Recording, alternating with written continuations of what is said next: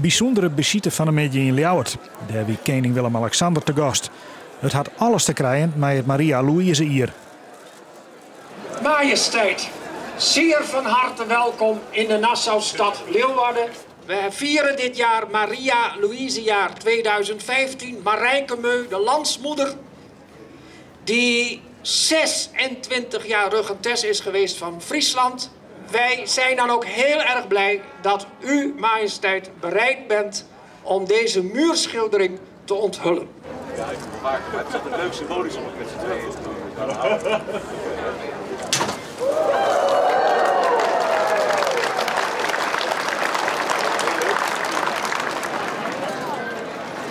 Majesteit, alle dames en heren hier aanwezig, alle gasten, van harte welkom op de hartdraverij.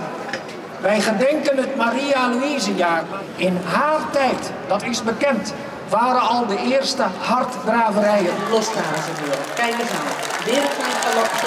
Dat zou de keurmeester daarvan vinden. Hij neemt het keurig terug. Helemaal lichtvol. En ook ditmaal zijn wij zeer, zeer blij dat de koning aanwezig is en ook de prijzen uitreikt. Gefeliciteerd. Een thuiswedstrijd voor Silke Boersma. Heeft u een mooie show gehad? Hele mooie show.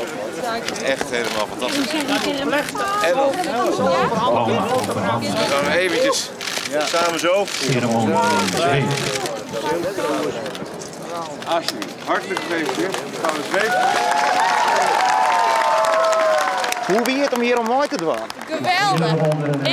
Ik hier nooit dacht dat ik als beginnende draver en het meest onervaren dit winnen mocht. En dat is geweldig en uniek.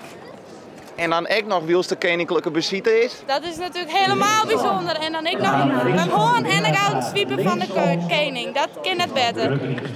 Geniet ervan. Dat wil ik wel.